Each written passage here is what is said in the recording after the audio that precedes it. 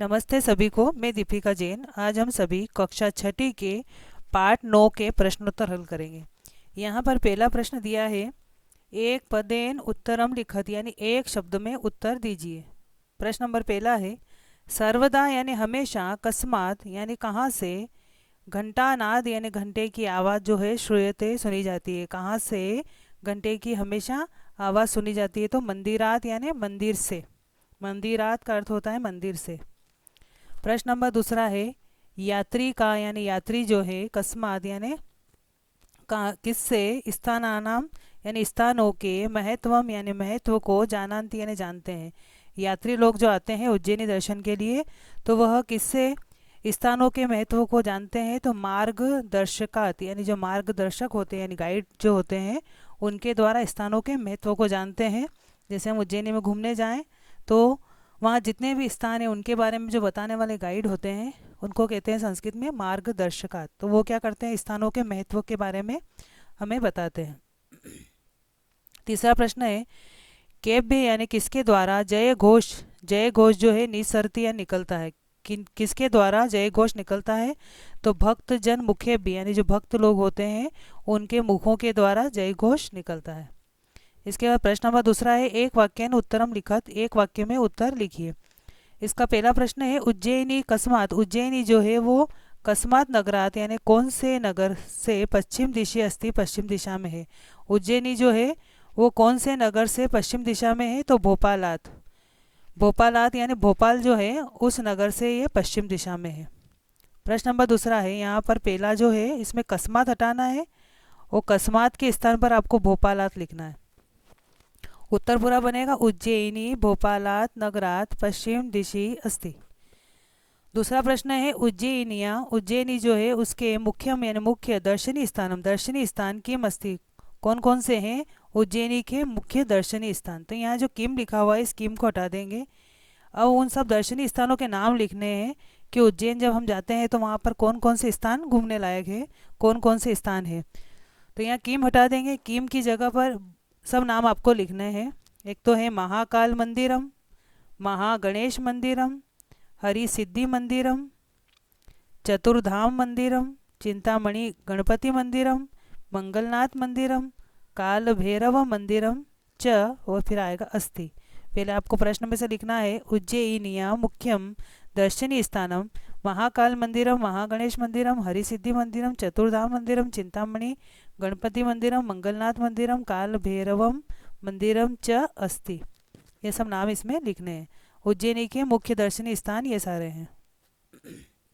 इसके बाद प्रश्न नंबर तीसरा है, कस्मात जना यानी किससे, जना यानी लोग जो है श्री कृष्ण से, श्री कृष्ण के इतिहास यानी इतिहास को जानते हैं।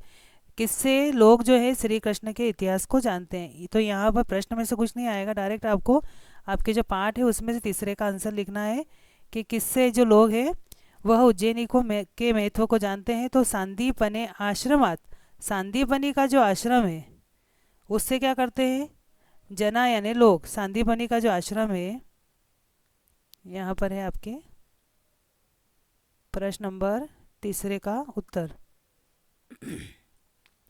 सांदीपने आश्रमात, सांदीपनी के आश्रम से जना यानी लोग जो है श्री कृष्ण से, श्री कृष्ण के इतिहास यानी इतिहास को जानन्ति यानी जानते हैं। श्री कृष्ण का जो इतिहास जानना हो कि उन्होंने कहाँ पर पढ़ाई करी थी, किस प्रकार से उनका इतिहास जानना हो, तो सांदीपनी के आश्रम से लोग जो है श्री कृष्ण के इतिहास को जानते हैं। तो यहाँ पर आपको ये उत्तर पूरा इसमें से ही लिखना है, प्रश्न में से कुछ भी नहीं आएगा, डायरेक्ट यहाँ से सांदीपने आश्रमात जना श्री कृष्ण से इतिहासम जानन्ति, ये उत्तर हो जाएगा पूरा। इसके बाद प्रश्न नंबर चौथा है,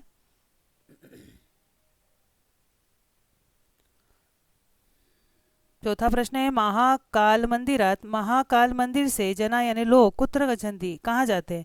महाकाल मंदिर के लोग दर्शन कर लेते हैं, उसके बाद में लोग कहाँ जाते हैं। तो यहाँ पर ये भी आपके उसमें से पाठ के अंदर से आएगा। चौथा का आंसर यहाँ से लिखना है, महाकाल मंदिरात, महाकाल मंदिर से जना यानी लोग, महागणेश मंदिरम, महागणेश मंदिर, हरि सिद्धि मंदिरम, हरि सिद्धि मंदिर च यानी और गच्छन्ति यानी जाते हैं। महाकाल मंदिर से लोग क्या करते हैं, महागणेश मंदिर, हरि सिद्धि मंदिर जाते हैं। ये आपको यहाँ से महाकाल मंदिर से गच्छन्ति तक पूरा चौथे का उत्तर है। इसके बाद प्रश्न नंबर पाँचवा,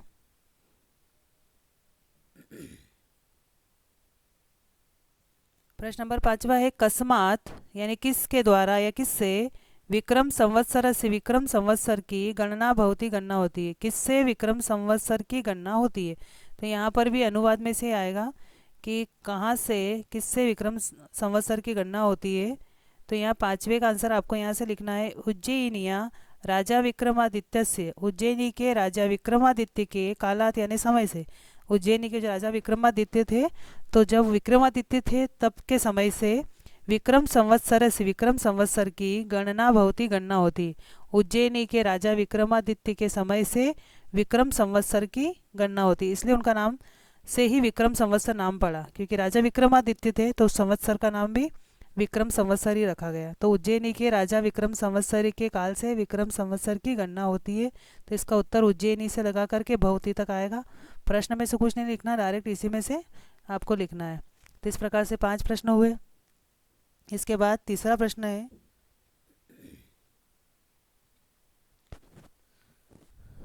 चित्रम दृष्टवा, चित्र को देखो और इसमें देख करके पंचमी विभक्ति रूपाणी, पंचमी विभक्ति के रूपाणी लिखित रूप को लिखिए। चित्र को देखना है और इसको देख करके जो पंचमी विभक्ति का रूप लिखना है। जैसे यहाँ चित्र दे रखा है कि ये बच्चा जो है ये बालक क्या कर रहा है, विद्यालय से घर की तरफ जा रहा है। तो यहाँ लिखा हुआ है बालक विद्यालयात आगच्छति, बालक विद्यालय से आता है। तो यहाँ पर जब भी कोई चीज़ जहाँ से अलग होती है तो उसमें हमेशा पंचमी विभक्ति आती है। जैसे बालक जो है विद्यालय से आता है तो ये अलग कहाँ से हुआ, विद्यालय से अलग हुआ, इसलिए यहाँ पर आएगा विद्यालयात। उसी प्रकार से आपको यहाँ पर दूसरे में लिखना है, एक मंदिर का चित्र है तो अर्चक यानी जो पुजारी है वह आगच्छति आता है, कहाँ से आ रहा है, कहाँ से अलग हो रहा है, तो देवालयात यानी मंदिर से, देवालयात। इसके बाद यह लड़की है, ये बालिका है, ये वाटिका से आ रही है। तो ये अलग कहाँ से हुई, वाटिका से। तो वाटिका शब्द जो है वो स्त्रीलिंग है। तो यहाँ पर देवालय अलग रूप में चलेगा, वाटिका स्त्रीलिंग है तो रमा की विभक्ति के साथ चलेगा। तो रमा की 5वीं विभक्ति होती है रमाया, तो वाटिका की बनेगी वाटिकाया। तो बालिका वाटिकाया आगच्छति यानी बालिका जो है वो वाटिका से यानी बगीचे से आती है। इसके बाद आपके चित्र दे रखा है, एक मुनि जो है वो क्या कर रहे हैं, नदी से आते हैं। तो ये अलग कहाँ से हुए, नदी से। तो नदी शब्द जो है ये भी स्त्रीलिंग है, ई की मात्रा वाला स्त्रीलिंग है। रमा शब्द जो है आ की मात्रा वाला स्त्रीलिंग है और नदी शब्द जो है ई की मात्रा वाला स्त्रीलिंग है। तो यहाँ पर लिखा है मुनि नदी से आगच्छति आता है। तो नदी से, तो नदी की 5वीं विभक्ति होती है नद्या, नद्या।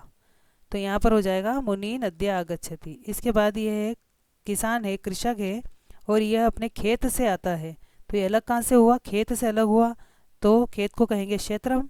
और कृषक किसान जो है आगच्छति आता है, कहाँ से, तो क्षेत्रात, क्षेत्र की 5वीं विभक्ति बनेगी क्षेत्रात। इसके बाद प्रश्न नंबर 4 है रेखांकित पदस, जो रेखा खींची हुई है उनमें उस पद के अंदर पंचमी विभक्त हो, पंचमी विभक्ति में आपको क्या करना है, उनको परिवर्तनम कृत्वा, परिवर्तन करके वाक्यम लिखित वाक्यों को लिखना है। रेखांकित जो पद हैं, रेखांकित शब्द के पंचमी विभक्ति जो रेखा खींची हुई है उसी की 5वीं विभक्ति में उसको बदल करके आपको वहाँ पर वाक्य बनाना है। जैसे यहाँ वाक्य बना हुआ है, अश्व पे रेखा खींची हुई है, अश्व सैनिक पतति, घोड़ा जो है वहाँ से, घोड़े से सैनिक जो है वो गिरता है। तो इसको 5वीं विभक्ति में बदलना है, घोड़े से। तो यहाँ हो जाएगा 5वीं विभक्ति का अश्वात, घोड़े से सैनिक गिरता है। ऐसे ही हिमालय की 5वीं विभक्ति बनेगी हिमालयात। और बाद वाला जो है वो लाइन वाक्य ऐसा कैसा लिखना है आपको, हिमालयात गंगा प्रवहति। बालक शेर से डरता है। तो जब भी डरना अर्थ आता है तो डरने के अर्थ में हमेशा 5वीं विभक्ति का प्रयोग होता है। तो यहाँ सिंह की जगह हो जाएगा सिहात, जिसमें रेखा खींची हुई बस उसी को बदलना है, बालक सिहात विवेति। वानर शाखा कूदती, बंदर जो है वो शाखा से कूदता है। तो शाखा शब्द स्त्रीलिंग है, आ की मात्रा वाला, तो इसकी 5वीं विभक्ति होती है शाखाया। छात्र जो है वो शाला से आते हैं। तो यहाँ पर छात्र शाला से आता है, शाला शब्द भी स्त्रीलिंग है तो ये हो जाएगा शालाया। बाकी आगे पीछे का ऐसा कैसा वाक्य आपको लिखना है। धार्मिक जो है वो काशी से आते हैं। तो काशी से आते हैं, तो काशी शब्द भी स्त्रीलिंग है और ई की मात्रा वाला है, तो इसलिए इसकी 5वीं विभक्ति बनेगी काश्या। महिला नदी जलम आनेति, महिला क्या करती है, नदी से पानी लाती है। तो यहाँ पर महिला नदी से पानी ला रही है, तो नदी शब्द स्त्रीलिंग है, तो यहाँ पर इसकी पंचमी विभक्ति बनेगी नद्या, नदी से पानी लाती है। प्रद्युम्न गुरुकुलम प्रत्यागच्छति, प्रद्युम्न क्या करता है, गुरुकुल से वापस आता है, तो यहाँ गुरुकुलम की पंचमी विभक्ति बनेगी गुरुकुलात, गुरुकुल से। सज्जन जो है असत्यम विभेति, सज्जन व्यक्ति असत्य से डरता है, तो असत्य की पंचमी विभक्ति बनेगी असत्यात। सुरेश रुग्णम, सुरेश क्या करता है, रोगी को शीतम रक्षति, ठंड से रक्षा करता है। सुरेश जो है वो रोगी की क्या करता है, ठंड से रक्षा करता है, तो सुरेश रुग्णम शीतात रक्षति, सुरेश जो है रोगी की ठंड से रक्षा करता है। इसके बाद पांचवा है उचित परिवर्तनेन, उचित परिवर्तन के द्वारा पंचमी विभक्ति रूपाणी लिखत, पंचमी विभक्ति के रूप लिखिए। उचित परिवर्तन करके हमको क्या करना है, यहाँ पंचमी विभक्ति के रूप लिखना है। जैसे प्राचीन शब्द है, उसका पंचमी विभक्ति का एक वचन प्राचीनात, द्विवचन प्राचीनाभ्याम और बहुवचन प्राचीनेभ्य। आश्रम का आश्रमात, आश्रमाभ्याम, आश्रमेभ्य। प्रदेश का प्रदेशात, प्रदेशाभ्याम, प्रदेशेभ्य। विदेश का विदेशात, विदेशाभ्याम, विदेशेभ्य। मार्गदर्शक का मार्गदर्शकात, मार्गदर्शाभ्याम, मार्गदर्शेभ्य। तो इस प्रकार से यहाँ पर आपके यहाँ इस जगह पर दो श लिखा गया है, तो ये एक श हटा देंगे, दर्श मार्गदर्शेभ्य, तो यहाँ इस श के ऊपर र आ जाएगा, एक श हट जाएगा, ये श के ऊपर जो र लगा हुआ है इस श पे लगा देंगे, तो मार्गदर्शेभ्य। दो श नहीं लिखना, एक श हटा देंगे और इसका जो र है इस श के ऊपर लगा देंगे, मार्गदर्शेभ्य हो जाएगा। तो इस प्रकार से पंचमी विभक्ति का रूप है। एक याद करेंगे, दूसरा अपने आप हो, जैसे राम की विभक्ति का याद करेंगे, अगर रामात रामाभ्याम रामेभ्य, तो प्राचीन का हो जाएगा प्राचीनात प्राचीनाभ्याम प्राचीनेभ्य। उसी प्रकार सारे बनते जाएंगे, आश्रमात आश्रमाभ्याम आश्रमेभ्य, प्रदेशात प्रदेशाभ्याम प्रदेशेभ्य, विदेशात विदेशाभ्याम विदेशेभ्य, मार्गदर्शकात मार्गदर्शाभ्याम मार्गदर्शेभ्य। तो इसी प्रकार से सारे बनते जाते हैं। इसके बाद प्रश्न नंबर 6 है, इसी का है 5वें का ब भाग। ब भाग में दिया हुआ है नगर शब्द है, नगर जो है ये आपके नपुंसक लिंग में आएगा, पहले वाले जो थे आपके वो पुल्लिंग के थे, अब ये है नपुंसक लिंग के, तो इसमें पंचमी विभक्ति के रूप उसी प्रकार से बनेंगे जैसे पुल्लिंग में बने थे। जैसे हमने राम का करा था रामात रामाभ्याम रामेभ्य, उसी प्रकार से इसी नपुंसक लिंग के भी बनते हैं। मंदिर का हो जाएगा मंदिरात मंदिराभ्याम मंदिरेभ्य। रमणीय स्थान तो रमणीय स्थानात रमणीय स्थानाभ्याम रमणीय स्थानेभ्य। क्षेत्र का क्षेत्रात क्षेत्राभ्याम क्षेत्रेभ्य। पुष्प का पुष्पात पुष्पाभ्याम पुष्पेभ्य। वन का वनात वनाभ्याम वनेभ्य। इसके बाद सभाग में दिया हुआ है स्त्रीलिंग वाले, स्त्रीलिंग की पंचमी विभक्ति के एक वचन द्विवचन और बहुवचन। शिप्रा, शिप्रा का शिप्रा या शिप्राभ्याम शिप्राभ्य। अगर आप रमा की विभक्ति याद करेंगे तो रमा या रमाभ्याम रमाभ्य, उसी के समान सारे बनते जाएंगे। वाटिका है तो वाटिका या वाटिकाभ्याम वाटिकाभ्य। पत्रिका है तो पत्रिका या पत्रिकाभ्याम पत्रिकाभ्य। यात्रा है तो यात्रा या यात्राभ्याम यात्राभ्य। संचिका है तो संचिका या संचिकाभ्याम संचिकाभ्य। तो सारे इसी प्रकार से बनते जाते हैं। इसके बाद द में भी स्त्रीलिंग शब्द है लेकिन ई की मात्रा वाला है, जैसे उज्जैनी में ई की मात्रा, नर्तकी में ई की मात्रा, तो ई की मात्रा वाले बनेंगे। नर्तकी का नर्तक्या नर्तकीभ्याम नर्तकीभ्य। गृहिणी है तो गृहिण्या गृहिणीभ्याम गृहिणीभ्य। आप एक याद कर ले, दूसरा अपना आप होता जाएगा। कर्तरी तो कर्तर्या कर्तरीभ्याम कर्तरीभ्य। लेखनी है तो लेखन्या लेखनीभ्याम लेखनीभ्य। अंकनी है तो अंकन्या अंकनीभ्याम अंकनीभ्य।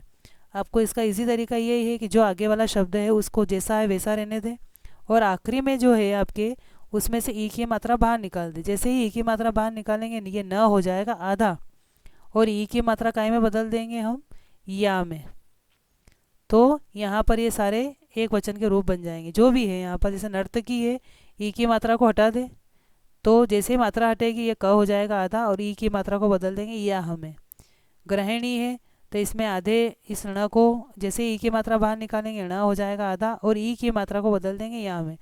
कर्तरी है तो जैसे ई की मात्रा बाहर निकलेगी र हो जाएगा आधा, और ई की मात्रा बदल जाएगी या में।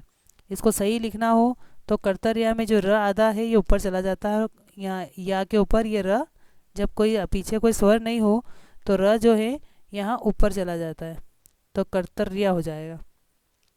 लेखनी में भी ऐसे ही करेंगे, ई की मात्रा बाहर निकालेंगे, न हो जाएगा आधा, और ई की मात्रा बदल देंगे या में। अंकनी में भी ई की मात्रा जैसे बाहर निकली, न हो जाएगा आधा, और ये ई की मात्रा जो है या में बदल जाएगी। और इसमें जो आपका जो शब्द है जैसा यहाँ है वैसा वैसा लिख करके पीछे ब्याम ब्याम लगा दे। जैसे ये नर्तकी है तो इसके पीछे ब्याम लगा दो, द्विवचन बना जाएगा। गृहिणी है, इसके पीछे ब्याम लगा दो, द्विवचन बन जाएगा। कर्तरी है तो कर्तव्य ब्याम, लेखनी ब्याम, अंकनी ब्याम। उसी प्रकार से ऐसे कैसे बहुवचन में भी है, ये जैसे हैं वैसे वैसे यहाँ लिख दो और उसके पीछे ब्य ब्य ब्य ब्य लगा दो, तो ये बहुवचन बन जाएगा। तो आपके इसी तरीके से आज हो जाएगा आपके ई की मात्रा वाला। इसके बाद है आपके ये सारे प्रश्नोत्तर जो हैं इसके पाठ 9 के हो चुके हैं, तो आप वीडियो के माध्यम से याद करने की कोशिश करें। धन्यवाद।